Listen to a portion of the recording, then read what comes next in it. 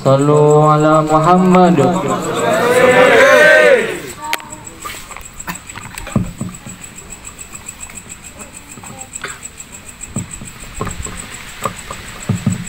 Bismillahirrahmanirrahim. Assalamualaikum warahmatullahi wabarakatuh. Alhamdulillahirabbil alamin, wassalatu wassalamu ala asyrafil anbiya'i wal mursalin wa ala alihi wa sahbihi ajma'in, amma ba'du. Al-Fatihah. A'udzu billahi minasyaitonir rajim. Bismillahirrahmanirrahim. Alhamdulillahirabbil alamin, arrahmanir rahim, maliki yaumiddin. Iyyaka na'budu wa iyyaka nasta'in, ihdinas siratal mustaqim. Shiratal ladzina an'amta 'alaihim ghairil maghdubi 'alaihim waladdallin. Amin.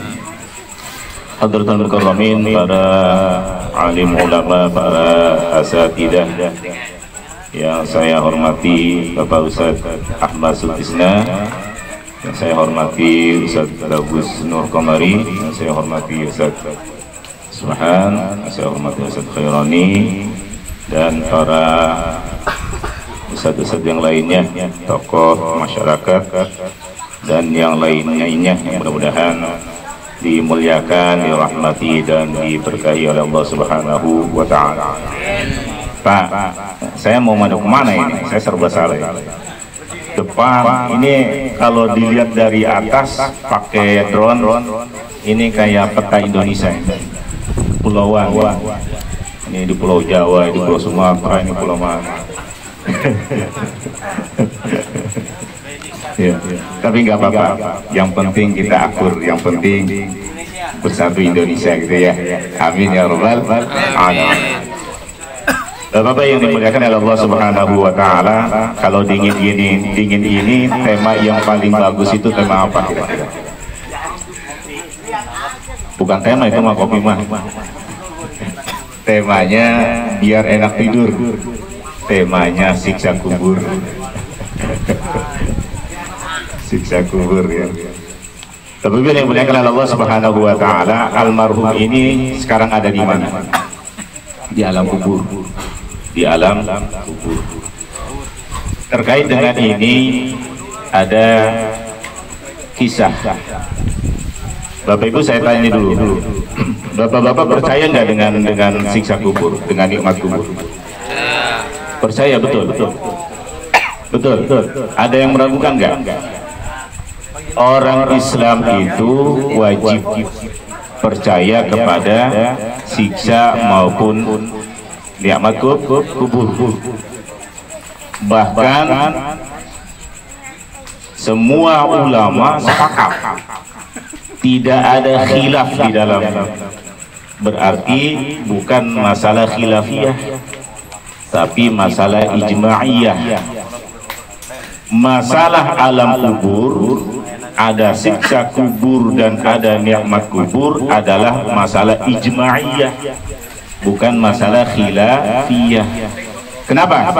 Hampir semua, bahkan semua ulama sepakat bahwa ada siksa kubur, ada nikmat kubur. Satu ketika Hani itu adalah salah satu pembantunya Khalifah Utsman bin Affan radhiyallahu taala anhu wa ardhah. Sebelum saya jelaskan tentang ini, khalifah, Bapak yang dimuliakan oleh Allah Subhanahu wa Ta'ala, khalifah itu mudzakarul lafzi, muannatul lafzi, mudzakkarul ma'na. Khalifatun, lafadznya muannats tapi maknanya mudzakkar. Maknanya mudzakkar. Jadi al-khalifatul awwal, al-khalifatul tsani, al-khalifatul tsalits, rabi' dan seterusnya.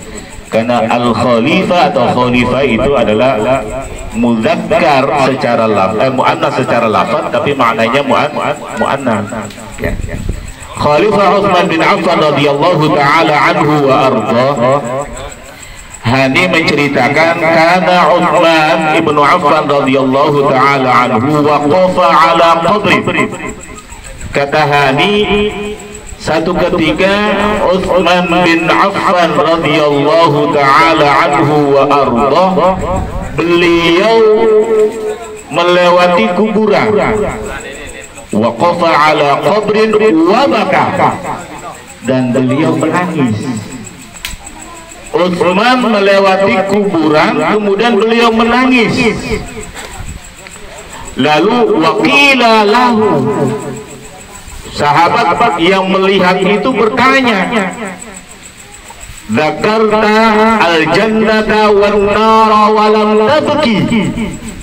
Kata sahabat itu, "Wahai Utsman bin Affan, Anda pernah menasehati orang lain atau memberikan wejangan, tausiah, khutbah dan lain sebagainya tentang hari kiamat, tentang surga, tentang neraka, tapi Anda tidak menangis." Anda tidak menangis. Utsman tidak menangis. Kata sahabat, "Wahai Utsman, Anda ketika cerita tentang surga, tentang neraka, Anda tidak menangis. Ya, wa tabki min hada, tapi mengapa Anda menangis? Karena Anda melewati kuburan." Luar biasa. Utsman ketika melewati kuburan, beliau menangis, meneteskan air mata. Bahkan dalam riwayat itu dijelaskan, hatta tabulla lihyatuhu, sampai-sampai tabulla. Nah, ini jangan salah. Tabulla, jangan tabula. Kalau tabula itu artinya kencing, dikencingi. Kalau tabulla itu artinya apa? Basah. Hatta tabulla lihyatuhu, sampai-sampai jenggotnya itu basah. Utsman bin Affan ketika beliau melewati kuburan menangis, meneteskan air mata, bahkan sampai lihyanya, jenggotnya itu apa? Basah. Pak, saya mau tanya, jenggotnya orang Arab dengan orang Indonesia itu beda Pak? Sama? Beda. Bedanya apa? Orang Arab itu jenggotnya panjang-panjang, tebel-tebel. Tuh, orang Indonesia jenggotnya ada 5 helai dipelihara tuh. Ada 5 helai. Kalau 5 helai mah dipotong aja lah. 5 helai dipelihara. Orang Arab jenggotnya tebel-tebel, panjang-panjang. Utsman bin Affan, beliau meneteskan air mata sampai jenggotnya itu basah. Saya tanya, kira-kira nangisnya itu meneteskan air mata 1 tetes, 2 tetes, apa 3 tetes? Hah? 1 tetes, 2 tetes, apa 3 tetes? Lihyanya sampai basah, tebal dan panjang, berarti bertetes-tetes banyak sekali. Utsman bin Affan menangis ketika lewat kuburan. Saya mau nanya nih, Tong, nah, kalau lihat kuburan nangis gak nak? Hah? Nangis? Kenapa nangis? Nangis karena ditinggal maknya, takut di kuburan kayak gitu. Orang sekarang kan beda Pak, di kuburan itu bukan nangis, lewat kuburan malah apa? Malah pacaran, malah cengenges-cengengesan di kuburan kan gitu. Saya pernah satu ketika bawa anak-anak pramuka jurit malam di mana itu, TPU Budi Dharma, tengah malam sekitar jam 2-an. Itu saya dengar orang ngobrol, ya, orang ngobrol kemudian ketawa-ketawa. Saya kira kuntilanak Pak, ini malam minggu. Saya kira kuntilanak, nggak tahunya apa, di situ ada muda-mudi di jembatannya itu pacaran jam 2-an tengah malam. Luar biasa ini Pak. Utsman bin Affan ketika cerita tentang surga dan neraka tidak menangis, tetapi ketika beliau berhenti di kuburan, beliau menangis. Beliau menangis. Apa kata Utsman? Kata Utsman begini, al-qabru awwalu manazilil akhirah. Apa? Al-qabru awwalu manazilil akhirah. Kuburan itu adalah apa? Tangga pertama menuju akhirat. faman yanju minhu fama ba'dahu apa? Fama ba'dahu aisara minhu. Kata Sayyidina Utsman, kuburan itu awal menuju ke akhirat. Barang siapa yang selamat dari siksa kubur, fama ba'dahu aisaru minhu, maka setelah itu akan mudah bagi dia untuk menjalaninya. Tapi sebaliknya, fa in lam yanju fama ba'dahu asyaddu minhu. Tetapi kalau di alam kuburnya menemukan permasalahan, maka setelahnya akan lebih sulit lagi. Nah, hadirin yang dimuliakan oleh Allah Subhanahu wa taala, mudah-mudahan nih orang-orang baik, orang-orang saleh, ya, para ustadz, para asatidzah, para kiai dan lain sebagainya yang saat ini berada di alam kubur, mudah-mudahan mereka mendapatkan nikmat kubur dari Allah Subhanahu wa taala. Sehingga apa?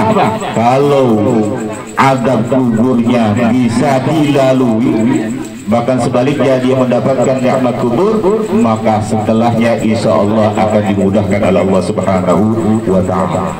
Jadi tolak ukurnya yang pertama adalah selamat apabila dia di alam kuburnya. Kalau selamat di alam kuburnya, maka insya Allah akan selamat di kehidupan berikutnya. Persoalannya adalah bagaimana supaya kita selamat dari azab kubur. Selamat dari azab kubur. Yang pertama adalah janganlah kita menyekutukan Allah Subhanahu wa taala. Tidak boleh menyekutukan Allah Subhanahu wa taala. Syirik, menyekutukan Allah, ya, menganggap ada sesuatu yang lebih, ya, dari Allah Subhanahu wa taala, minta pertolongan kepada selain Allah, dan itu adalah perbuatan syirik.